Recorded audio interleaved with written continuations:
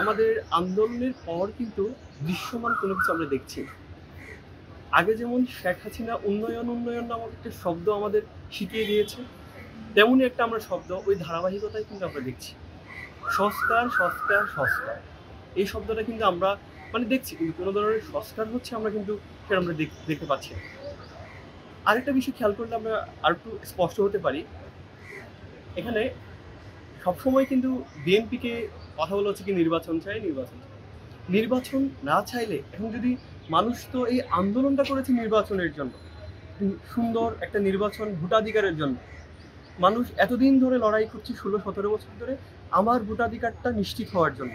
কিন্তু এখন কি হচ্ছে, এখন সেমভাবে একই ধারাবাহিকতায় নির্বাচনটা হচ্ছে না, মানুষ ভোটাধিকারটাই পাচ্ছে না। হ্যাঁ, আমি যদি আমার এলাকার একটু কথা বলি, আমার এলাকায় প্রতিনিয়ত আইন শৃঙ্খলার অবনতি হচ্ছে। এখন আমি হল থেকে রাত 8টার পরে বের হতে আমি ভয় পাচ্ছি। আমি ভয়ে থাকি, আমি শঙ্কিত থাকি। আমি আমার নিরাপত্তাটা পাচ্ছি না। যেখানে যাই নিরাপত্তার সংকট। তো এরকম শুধু অর্থনৈতিক দিক থেকে পুনর্গঠন উন্নয়ন হলে শুধু হবে না, দেশের দেশের সার্বিক চিন্তাটা করতে হবে। সার্বিক চিন্তাটা করে আমাদের নির্বাচনটা দিতে হবে। যদি শেখ হাসিনার বিচারটাই হতে হয়, তাহলে এই 8-9 মাস ধরে কি হচ্ছে? একটা বিচার হতে কি এতদিন লাগে? 9 মাস লাগে? 9 মাস ধরে তো বিচার হওয়া লাগে না।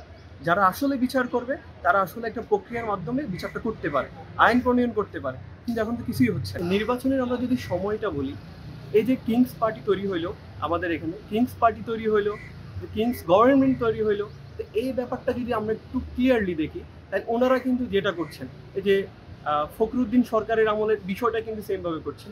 ওনারা একটা দলকে, নতুন একটা দল গঠন করলো, উপদেষ্টা মণ্ডলী একটা দল গঠন করলো। এই দলটাকে কিন্তু তারা শেল্টার দিচ্ছে মন্ত্রণালয়ের শুরু থেকে প্রত্যেকটা বিষয়ে। তাদের কারসাজি, তাদের অদল বদল, চাকরির অদল বদল, মানে প্রমোশন, সব কিছুকে এনসিপি করছে। আমি একদম স্পষ্টভাবে বলতে চাই, তারাই করছে। বিষয়টাকে তারা আরও বেশি মানে আরও ঘাপটি মেরে থাকার জন্য তারা কিন্তু এই বিষয়টা করে যাচ্ছে।